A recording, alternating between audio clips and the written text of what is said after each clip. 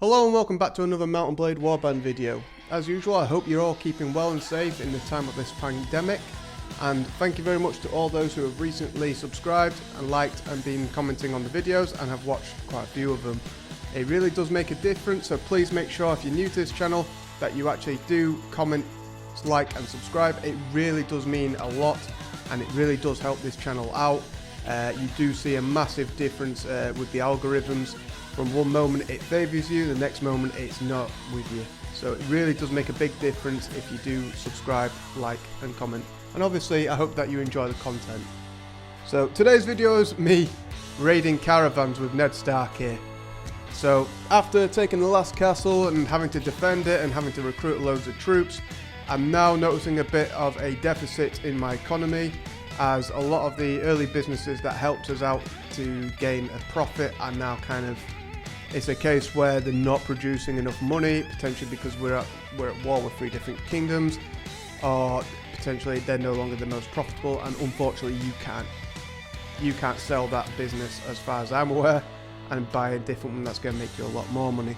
So we need to raid a load of caravans, because I'm not exactly always for raiding thieves, because especially if these are thieves that I might well use to recruit troops in the future. And this is why I'm going to ask a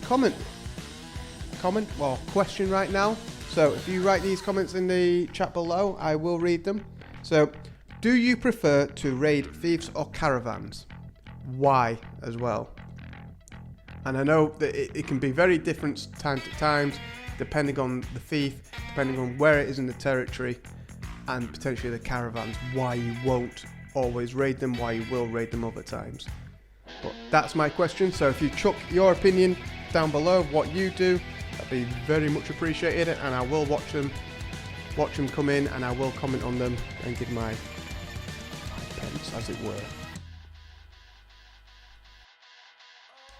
So in this video I decided to head north to a territory where it's more than likely I'm going to find a lot of caravans, as because we're at war with 3 different kingdoms, these caravans aren't really going to be going into our territory because all trade pretty much stops between the kingdoms when they're at war.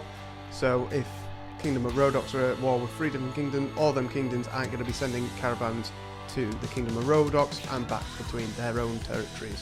So obviously the trade has ceased. Therefore I need to go to a different kingdom who are not at war with us and are most likely still getting a lot of trade. Therefore I headed north to the Kingdom of Nord, up around that area, not only just to raid the caravans but also invest any of this money. So we got about 15,000 dinars right now. We could do with investing that. So usually the high-end businesses that give you the most money cost at least 10,000 dinars, but can bring in a profit of about 500 dinars per month or week or whatever it is. So this can be very useful. So because I've got a deficit of about 1,000 dinars per week, I need to get this sorted out. So this is why we've headed north into neutral ground to try and ambush as many as possible. Obviously the loot does vary between these caravans. Some caravans are poor, some caravans are really good. I think it just depends on the state of that kingdom and the trading situation. So obviously to help out in this situation, you could do with leveling up your skills in your inventory management, which is something I desperately need to do, and you could do with upgrading your loot skill so then you get more loot per battle, better loot as well. So that is one thing to keep in mind, and this is a very good way to train troops and weaken the enemy economy from this as well, from afar, because more than likely a lord from that kingdom isn't going to be transporting itself to this kingdom very far away just to deal with me raiding caravans. It's very highly unlikely. So this is why it's a very good idea in a neutral territory quite far away. You can get away with this and then just trade this stuff in at the nearest town. Obviously you're gonna have to try and offload all this loot into the different salesmen, because obviously they're limited in money with some of these, so you do have to keep an eye on the fact of these guys don't it's not an unlimited amount of money that these guys stash. So keep an eye on that, trade what you can with them, and then move on to the next one. And then remember, more than likely you're not going to be able to go back to this town for a while to actually sell stuff. So you can always use this stuff as well to trade for something of equal cost. So upgrading your armor, weapons, or anything like that. So that is quite useful.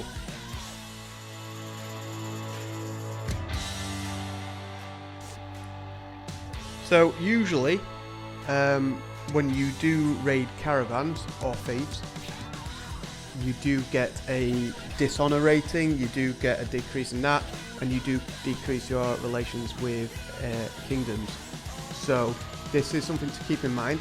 However, in a time of war, you do not get the honor penalties, and you do not get the morale penalties, because it's a time of war. It's acceptable.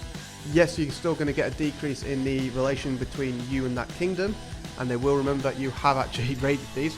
But once the war has finished and it's time of peace, then the relation between you and that kingdom has gone back to the pre-war setting. So it depends if you attack this kingdom outside of war, whether or not it will go back to being neutral or not. So it all depends on what you have done during the time of peace and then afterwards. So anything that you've done during war will be wiped off again. So if you've done nothing to that kingdom during peacetime, it's going to get reset to 0, so you're going to be fine. So there's not a problem there. So this is something to remember. So in the time of war, go nuts. Raid, pillage, plunder, but remember, if it's a village that you do plunder and loot and raid, they will not see it differently. They will see it differently. You will get the penalties though still after the war has ended. So this is something to remember. So you still get that penalty, but at least raiding caravans, you don't get the honor penalty, and at least your companions don't actually grumble about it, which can happen outside of war. So it's the spoils of war pretty much. In war, fine. Outside of war, because a lot of companions do not like that, and then you get morale disadvantages, you get all sorts of penalties against you, but in war it's fine. It's fine. And you can make a lot of money depending on the actual caravan itself. So this is a good thing. So after taking a lot of these caravans, I did go around to the different towns to go and secure businesses. Remember though, if you have done anything to that town though, as in negative relations wise, they won't let you, the guildmaster won't let you buy land. If the lord who owns that town, if you have a negative relation with him, outside of obviously war, then you're not going to be able to buy business again. So you're going to have to try and improve relations with the town and that lord in particular, which is something you're going to have to suck up eventually if you don't take the territory, that you will have to actually make better relations with someone outside your kingdom, or just take the town. So as part of the army, once you get to a good enough point with your own army, or as part of becoming either a marshal or accompany a marshal and you take a town, hopefully either you can take that town yourself and ask for that town to be yours, or you hopefully have a lord in your kingdom who takes it and is positive relations with yourself, so that you can then buy that land. Because obviously the only problem with buying land in different territories, and especially if you concentrate your businesses in one territory, if that kingdom then goes to war with you, your business is cut off just like any other trading to your kingdom. So this is why it can be important to try and buy businesses in all the different territories, at least until you as a kingdom take them territories for yourself. Makes it a little bit easier, but then it's a case of having positive relations. So I'm going to shut up for the little bit of remainder of this video for you just to watch.